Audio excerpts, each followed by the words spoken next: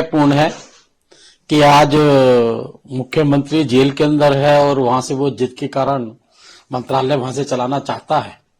आज तक इतिहास में ऐसा नहीं हुआ है। लालू यादव भी गए हैं और अनेक शहरों भी गए हैं, सभी ने इस्तीफा दिया है, दूसरा मुख्यमंत्री बनाया गया है। और जहां मैं समझता हूं उनको याद आ रहा है कि वो एक गैंग के सरगना है, अलीबाबा 40 चोर के, और चोर लोग ही हैं, गैंग चलाते हैं खाली जेल से। और मुझे लगता है कि ये कई लोकतंत्र की भावनाओं का अनादर भी है। और जिस प्रकार से सारे दस्तावेज उनके अगेंस्ट जाते हैं और ईडी ने रिमांड भी ले रखी है, लेकिन उसके बावजूद भी वो अड़ियल है, साफ साफ दिखाई देता है उनके लोकतंत्र में और देश के संविधान में कोई भी आस्था नहीं है, जिसके कारण ये परिणाम सब दिखाई दे रहे हैं। बात है कि कहा अरविंद केजरीवाल लोहे के बने हुए हैं, वो देश के लिए समर्पित हैं। साथ ही साथ आज जो बीजेपी है राजधानी दिल्ली में हर एक चौराहे पर प्रदर्शन कर रही है, किस तरह से आप लोग? हमारा प्रदर्शन लोकतंत्र को बचाने के लिए है। जो आदमी जेल के अंदर है और वहां से सरकार चलाना चाहता है उसके विरोध में है। ये संवैधानिक नहीं है। हमने मर्यादा बना के रखी है। हमें ध्यान है मदनलाल खुराना जी ने का नाम हवाला में आया था, तत्काल उन्होंने इस्तीफा दिया था। नाम आने पर एक पेज पे नाम लिखा हुआ था, अगर उस पर इस्तीफा दे दिया था। आज ये किस आयाम को छूना चाहते हैं, क्या प्रूफ करना चाहते हैं, ये समझ से परे है। और भारतीय जनता पार्टी हमेशा लोकतंत्र को बचाने के लिए अनेकों बार संघर्ष किया और आज भी संघर्ष करेगी।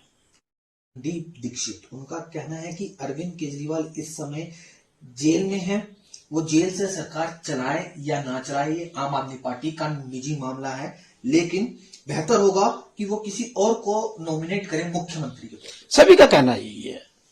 कल मैं संजय निरुपम जी का भी सुन रहा था, उन्होंने भी कहा था इस्तीफा देने। सभी लोग कह रहे हैं इस्तीफा देना चाहिए। तो मुझे मर्यादा तो यही कहते हैं इस्तीफा देना चाहिए, लेकिन वो एक अड़ियल आदमी है, उसको लोकतंत्र से मतलब नहीं है। और मुझे लगता है कि इन्हीं सभी जो इनके इंडिया अलायंस है उनको भी बताना चाहिए कि भाई लालू यादव भी पहले ऐसा कर चुके हैं, शिबू सोरेन भी कर चुके हैं, अनेकों ने कर चुके हैं। और जिस प्रकार भावनाओं का वो इसको तुष्टि मोड़ देना चाहते हैं, पत्नी के द्वारा देना चाहते हैं, मुझे लगता है कि जनता सब जानती है। जनता जानती है जब जमुना पे छठ की पूजा करने जाती थी किस प्रकार से जमुना गंदी थी और बार बार कहा करते थे अगले साल जमुना के अंदर हम सब टूरिस्ट बन के जाएंगे। कैसे कहा करते थे कि हम घरों में नल देंगे, नल में जल देंगे। आज भी टैंक माफिया चल रहा है और आज सड़कें टूटी हुई दिखाई देती है, कोई स्कूलों का निर्माण नहीं हुआ और दिल्ली त्राही त्राही मचा रही है। तो जनता आज उनके साथ में नहीं खड़ी है। वो बेशक प्रदर्शन धरना कुछ भी करें, उनके कार्यकर्ता हो सकता है वो खड़े हो जाए, लेकिन जनता उनके साथ में आज नहीं है। देखने को मिल रही है कांग्रेस के 6 बागी विधायक समेत 3 निर्दलीय विधायक अब बीजेपी में सम्मिलित हो गए हैं। ये सही दिखाई दे रहा है कि कांग्रेस अपने विधायकों को नहीं संभाल पा रही, अपनी पार्टी को नहीं संभाल पा रही। उनका कोई आका नहीं है, कोई ऊपर शीर्ष नेतृत्व नहीं है। सब नेतृत्व खाली भ्रष्टाचार में ही लिप्त है, इसलिए उसकी विश्वसनीयता खत्म हो चुकी है। इसलिए उनके विधायक ये मान के चले इंडिविजुअल विधायक है, कभी भी कोई भी सरकार कहीं से भी कोई भी छोड़ के जा सकता है, क्योंकि उनके विचारों के अनुरूप यही देखा जाए कि कोई उनके फ्यूचर प्लान नहीं है, कोई सेवा भाव नहीं है और लूटना खसोटना, इस कारण से टूट स्वाभाविक है। के घर पर सर रेड की गई है, जिसको लेकर कुणाल घोष जो टीएमसी नेता उन्होंने आरोप लगाए हैं भाजपा पर। किस तरह से आप देख रहे हैं?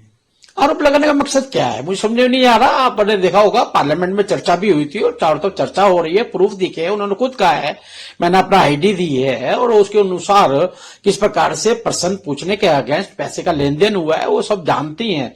और मुझे लगता है कि चोर चोर मोसेरे भाई होते हैं तो एक ना एक आदमी पीछे खड़ा ही हो जाता है।